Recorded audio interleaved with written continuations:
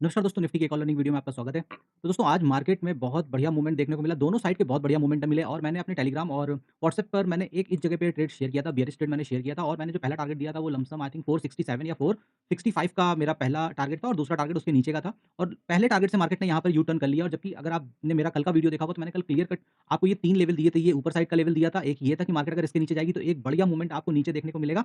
25,465 के आसपास और इस जगह पे मैंने एक आपको ट्रेड भी आपको शेयर किया होगा। अगर आपने अभी तक मेरा टेलीग्राम चैनल नहीं जॉइन किया तो वहाँ पर जाकर देख सकते हैं। आज मैंने एक ये ट्रेड वहाँ पर शेयर भी किया था और उसने परफेक्टली काफ़ी बढ़िया मूवमेंट यहाँ पर हमको डायरेक्शनल देखने को मिला और उसके बाद मार्केट यहाँ पर बाइंग में चली गई। अब यहाँ पर आप 2 चीज़ें समझ सकते हैं। पहली चीज़ अगर मैं इसको भी आपको डेली चार्ट पर जाकर दिखाता हूँ, तो वहाँ पर आपको देखकर क्लियर कट समझ में आ जाएगा और मैंने एक ट्रेड वो भी मैंने छोटा-सा स्कैल्प किया था। तकरीबन 1:16 में मैंने इस कैंडल पर एक ट्रेड प्लान किया था। रीज़न ये था कि यहाँ पर मार्केट कंटिन्यू वन वे में गई थी, तो मुझे लगा था कि एक बार मार्केट रिट्रेस लेगी और जब ये रेड कैंडल बनने लगी थी, तो मैंने यहाँ पर एक ट्रेड लिया था। बहुत छोटा-सा मेरा स्टॉप लॉस यहाँ पर था और उसी फ्लो में मैंने यहाँ पर 9:20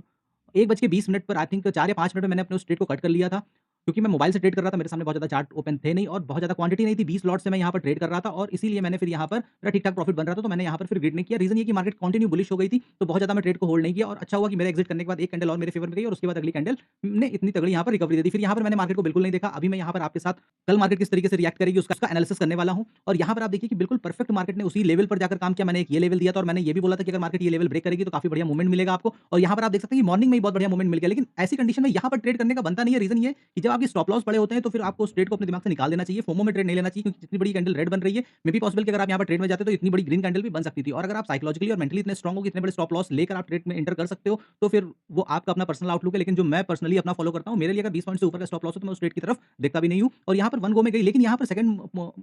सेकंड अपॉर्चुनिटी तब बनी जब मार्केट ने यहाँ पर मूविंग एवरेज से कंटिन्यू रिजेक्शन लेना स्टार्ट किया। लेने को आप यहाँ पे भी कहीं पे भी यहाँ पे ट्रेड प्लान कर सकते थे क्योंकि सबसे बड़ी बात है कि 25,600 के नीचे कंटिन्यू मार्केट स्ट्रगल कर रही थी और यहाँ पर अगर आप एंटर करते हो तो आपका स्टॉप लॉस छोटा बनता है क्योंकि जो भी ये छोटी-छोटी विक्स हैं इनके ऊपर कहीं आपका स्टॉप लॉस था। अगर आपका स्टॉप लॉस बनता भी तो 4-5 पॉइंट का स्टॉप लॉस बनता। इसीलिए मैंने इस जगह पे आपको एक ट्रेड दिया था और ये कंटिन्यू काफ़ी बढ़िया यहाँ पर आपको मूवमेंट भी देखने को मिला। यहाँ पर मैं लगाता हूँ डेली चार्ट, टाइम फ्रेम और यहाँ पर आपको खुद ब खुद क्लियर कट दिख जाएगा। ये देखिए ये डेली चार्ट लगा हुआ है और यहाँ पर आप क्लियर कट देख सकते हैं कि ये एक कैंडल बनी हुई है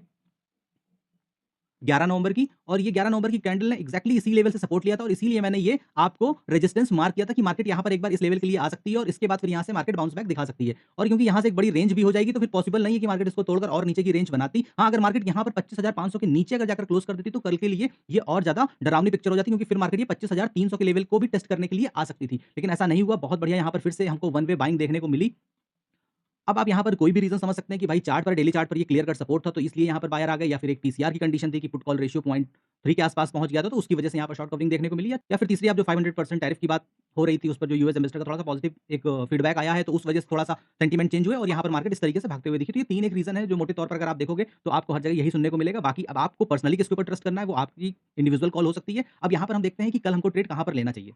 तो जब भी आप चार्ट पर नेक्स्ट डे के लेवल फाइंड आउट करने हो तो 10 मिनट या 15 मिनट की कैंडल लगानी चाहिए। तो यहाँ पर मैंने लगा ली है 15 मिनट की कैंडल और यहाँ पर आप देख सकते हैं कि जो मार्केट क्लोज़ हुई है बिल्कुल अपने हाई पर जाकर क्लोज़ हुई है। 25,800 के ऊपर मार्केट ने क्लोजिंग की है व्हिच इज़ वेरी गुड। लेकिन यहाँ पर कल फोमो में ट्रेड ना करिएगा। मोस्ट प्रोबब्ली ऐसी कंडीशंस में कल आपको मार्केट गैप अप खुलते हुए दिख सकती है और अच्छी खासी गैप अप खुलते हुए दिख सकती है। हो सकता है कि 80-90 पॉइंट गैप अप ओपन हो जाए। रीज़न ये है कि जो भी आंधी आनी थी मार्केट ने आज ही ला दी है और कल है निफ्टी की एक्सपायरी। तो अगर मार्केट एक्सट्रीम गैप अप हो जाती है, मैं फिर से बोल रहा हूँ, अगर 100 सवा 100 पॉइंट की गैप अप हो जाती है मार्केट या फिर खुलते ही मार्केट 15 मिनट की रेंज के अंदर ही अगर 100-150 पॉइंट की कैंडल बना देती है, तो फिर जब तक मार्केट उस रेंज के अंदर चलती है, तब तक आपको ट्रेड नहीं करना है। 2 कंडीशन हो सकती है कि मार्केट 806 पर है और यहाँ पर कल मार्केट 920 या फिर इस लेवल के ऊपर 960 के ऊपर गैप अप ओपन हो जाए। अब अगर मार्केट यहाँ पर गैप अप ओपन हो गई, तो यहाँ पर फिर आपके को करने के लिए कुछ नहीं बचेगा। रीज़न ये है कि तकरीबन 100 से 150 पॉइंट का मूवमेंट हो चुका होगा और अगर कहीं उस पर से भी एक बड़ी-सी कैंडल अगर यहाँ पर बन जाती है 100 पॉइंट की, ठीक है? अगर एक बड़ी-सी कैंडल यहाँ पर 100 पॉइंट की बनकर और इसके बीच में आकर कहीं पर क्लोज़ हो जाती है, तो जब तक मार्केट के हाई या लो का ब्रेकआउट नहीं होगा, तब तक यहाँ पर फिर ट्रेड करने का कोई मतलब नहीं होगा क्योंकि कल निफ्टी की वीकली एक्सपायरी है।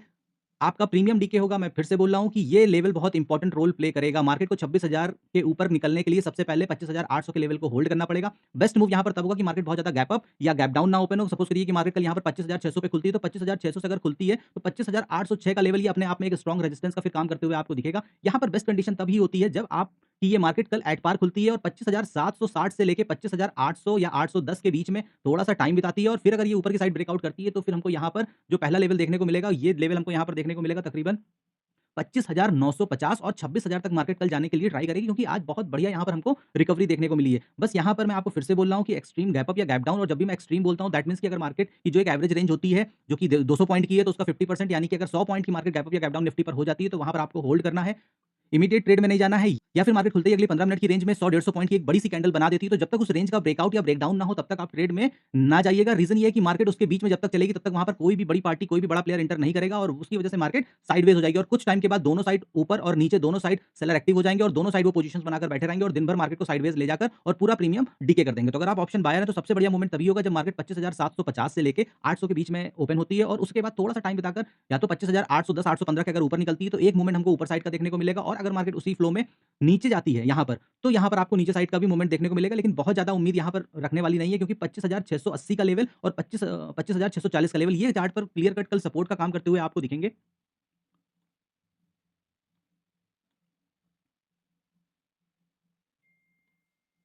ये 2 लेवल यहाँ पर कल आपको एक सपोर्ट की तरह काम करते हुए दिखेंगे। मार्केट जब तक यहाँ पर इस लेवल के ऊपर 25,640 के ऊपर सस्टेन करेगी तब तक यहाँ पर कोई भी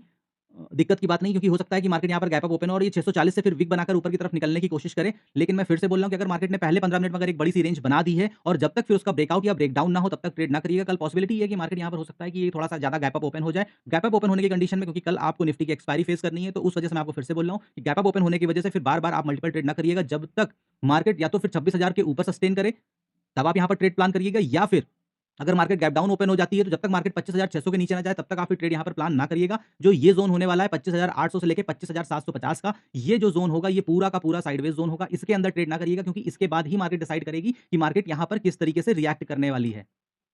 एक ये ऊपर का लेवल और एक इसी का ये नीचे का लेवल हो जाएगा 750 का। जब तक मार्केट इस ज़ोन के अंदर ट्रेड करेगी, यहाँ पर आपको कोई ट्रेड नहीं करना है। अगर मार्केट इसके ऊपर निकलती है या रीटेस्ट करके जाती है, तो आपको एक बढ़िया मूव ऊपर 25,960 का और दूसरा 26,000 का आपको यहाँ पर क्लियर कट देखने को मिलेगा। और अगर मार्केट इस रेंज को ब्रेक करके नीचे की तरफ जाती है, तो एक बार मार्केट हो सकता है 680 या फिर 640 का लेवल यहाँ पर आपको दिखाते हुए दिखेगी और इसके बाद फिर यहाँ से सपोर्ट लेकर मार्केट ऊपर के साइड आपको जाते हुए दिखेगी। कल क्योंकि जिस तरीके से आज यहाँ पर शॉर्ट कवरिंग हुई है, जिस तरीके से यहाँ पर मूवमेंट आज हमको देखने को मिला है, उस वजह से कल आपको इमीडिएट बियरिश नहीं होना है और कल पॉसिबिलिटी ये भी है कि कल मार्केट एक छोटी-सी रेंज बनाए, गैप अप या गैप डाउन होने के बाद एक बड़ी रेंज बना दे अगले 15 मिनट में और फिर पूरे दिन मार्केट उसी रेंज के अंदर खेलते हुए दिखेगी। तो मैं फिर बोल रहा हूँ, मल्टीपल ट्रेड को अवॉइड करिएगा, ओवर ट्रेडिंग से बचिएगा क्योंकि ऐसी कंडीशंस में आपके बहुत ज़्यादा ट्रेड हो जाते हैं जब मार्केट गैप अप या गैप डाउन होकर एक बड़ी रेंज फॉर्म कर देती है 15 मिनट में और उसके अंदर ही दिन भर रहती है और आप दिन भर इस होप में ट्रेड करते हो कि अब यहाँ से मूव आएगा, अब यहाँ से मूव आएगा, अब यहाँ से मूव आएगा। ऐसी कंडीशन में मार्केट सिर्फ 2 लोगों के लिए होती है, या तो स्कैल्पर के लिए या फिर सेलर के लिए। अगर आप मोमेंट में ट्रेड करने वाले बायर हो तो वो मार्केट आपके लिए नहीं होती है। ये सारी चीज़ें आपको समझने के लिए मार्केट को टाइम देना पड़ेगा, सीखना पड़ेगा और उसके बाद ही जाकर आप यहाँ पर कुछ पैसे बना पाओगे। तो उम्मीद करता हूँ दोस्तों कि ये वीडियो आपको अच्छा लगा हो। तो ऐसे लर्निंग वीडियोज़ देखने के लिए अभी तक अगर मेरा चैनल सब्सक्राइब नहीं किया है तो सब्सक्राइब करें। फिर मिलेंगे नए वीडियो में नई जानकारी के साथ। तब तक के लिए नमस्कार।